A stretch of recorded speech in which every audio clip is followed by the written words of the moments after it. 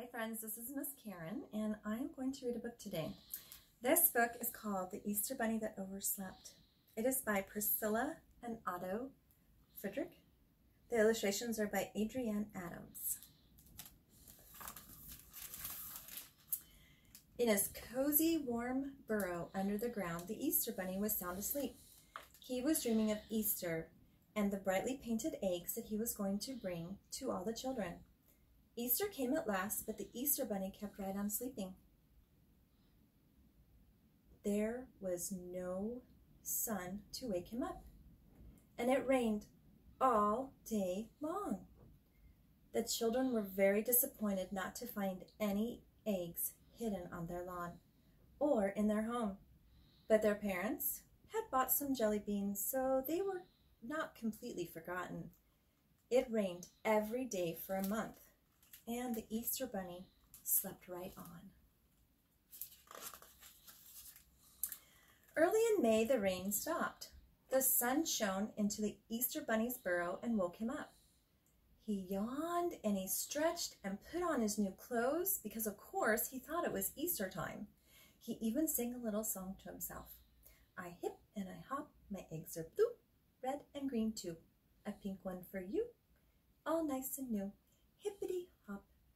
Soon he came to a pink house where a mother and a father and a girl and a boy and a baby were sitting under an apple tree.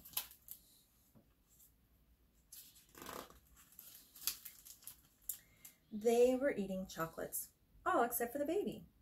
He was too little for chocolates, so he held a cracker.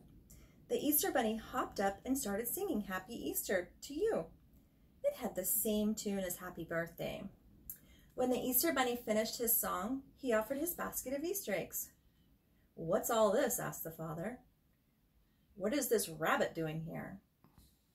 Why, it's the Easter Bunny, said the little girl.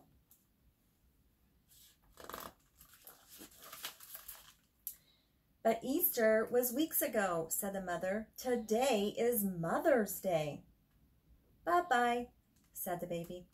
Those were the only words he could say, so he said them over and over.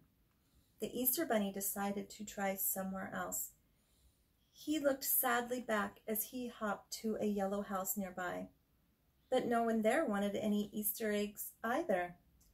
He hopped all through the neighborhood, but everywhere he heard the same thing. It was too late for Easter eggs. Some of the people even scolded him for not being on time. The Easter Bunny went back to his burrow. He looked at his beautiful basket of Easter eggs that nobody wanted. He thought and he thought. Finally, he had an idea. I'll be the 4th of July bunny, he said to himself. And he started repainting the eggs red, white, and blue. Then he made himself a red, white, and blue hat. And on the 4th of July, he started out again. It was a very hot day. And the bunny's baskets began to fill heavier and heavier as he hopped along. When he came to the center of the town, he saw a crowd of people watching a parade.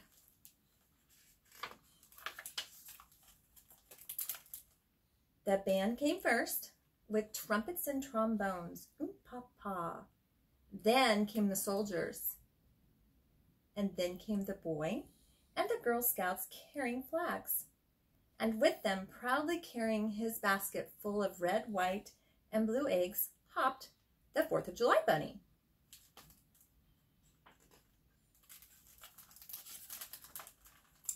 Stop the parade, shouted an officer. Stop, halt. Everyone stopped. What's all this? The officer demanded. Who are you? Well, I am really the Easter Bunny, the rabbit said in a very small voice. He was beginning to be a bit frightened. But I overslept a little and started out too late, and nobody wanted my Easter eggs, so I thought I'd be the 4th of July bunny. The 4th of July is no time for eggs. The officer looked very cross. Now go away. Just then, a great firecracker went boom. The children all clapped their hands in delight at the noise. None of them paid any attention to the Easter Bunny. Bang, bang, bang. Smaller firecrackers were going off now. Then a cluster of great rockets went zooming into the sky and turned into a cluster of stars. The parade marched on, and the Easter Bunny was left alone. He tried knocking at several more doors, but everyone thought he was joking. So he went back to his burrow and fell asleep again. The summer passed and the days grew shorter. The leaves blew down from the trees, and still the Easter Bunny slept.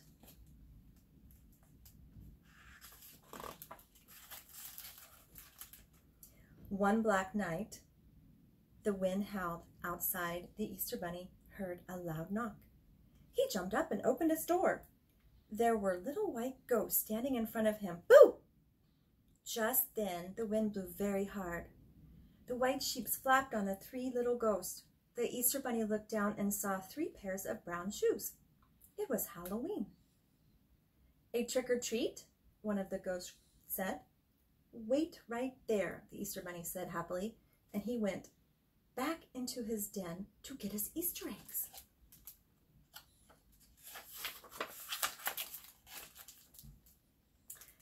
A trick or treat, the children replied as he returned with his basket. When they saw the red, white, and blue eggs, the tallest child said, "What is this?" "They're 4th of July eggs," said the Easter Bunny. "But this is Halloween," said the middle-sized child. "Well, they're really Easter eggs," the unhappy bunny explained. But he was too tired to tell the whole story all over again, because he already knew that nobody wanted his eggs. "Easter eggs on Halloween?" the smallest child said. "That's no treat." The Easter Bunny hung his head. He looked so sad that the children didn't even play a trick on him. They just ran away laughing. "Easter eggs on Halloween," they shouted, their voices getting farther and farther. "Easter eggs on Halloween. Who ever heard of such a thing?" The Easter Bunny stood in his doorway and watched them go. He began to shiver. The wind was cold and blowing harder. He waited and waited for some more children to come. It started to snow. Suddenly, a fierce gale swept the little rabbit off his feet and carried him high up into the air.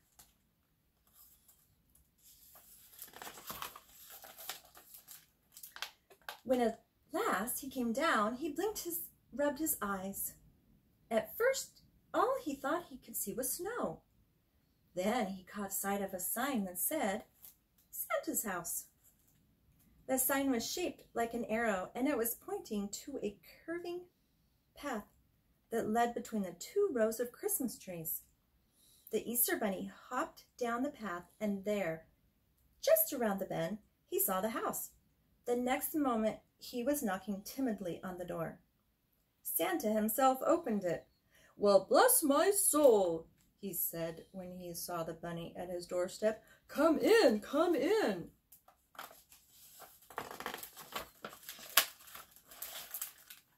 So the Easter Bunny went in, and once more he told his story. How he had overslept, how nobody wanted his eggs, and how he tried to be the 4th of July bunny, how he had been chased away, how the children had come to his burrow to frighten him on Halloween. "Well, well," said Santa Claus.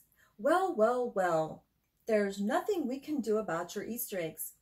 Of course, but if you want to help me make the children happy, I have plenty of work for you to do." And almost before he knew it, the Easter Bunny was busy painting toy fire engines and tops and doll beds and many more toys. He was having such a good time, he forgot all about the Easter eggs that nobody wanted. On Christmas Eve, Santa loaded the toys on his reindeer sleigh, and when he was ready to start, he said to the bunny, "That's the biggest load I've ever had. Maybe you'd better come along and help me tonight." So the Easter Bunny hopped into the sleigh next to Santa, and off they flew through the sky.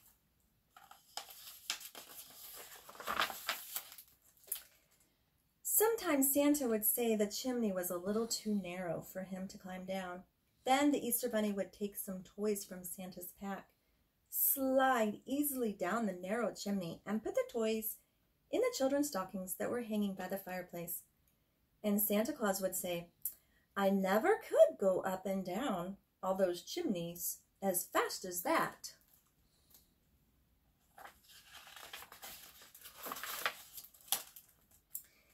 And they would ride gaily on to the next house.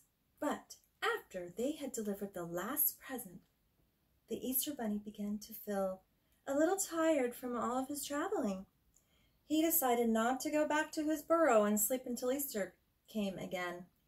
"Wait a minute," Santa Claus said. "I have a Christmas present for you too." He reached deep into his sack and brought out a beautiful gold alarm clock. "Oh, thank you, Santa Claus. I'll set it to go off Easter Sunday."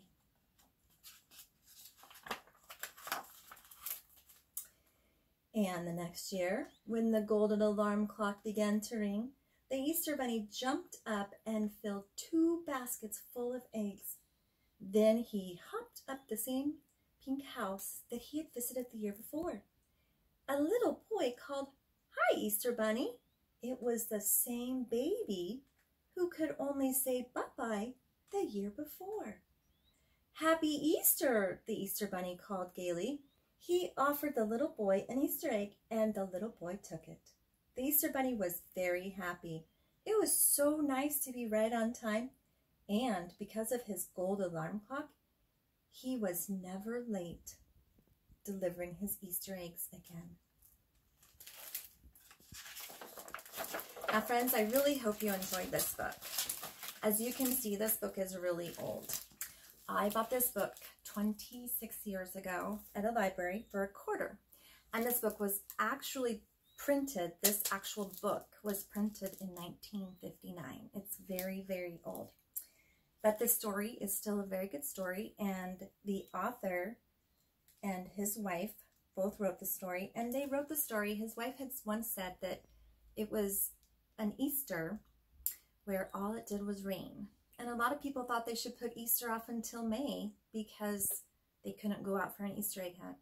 And I just thought that this year with our social distancing that, you know, it's kind of like the same thing. And so I think this is like a really good story that even though it was written a really, really long time ago, it's still good today. So I hope that you enjoyed it just as much as I have all of these years. Have a great day. Thank you for listening to my book.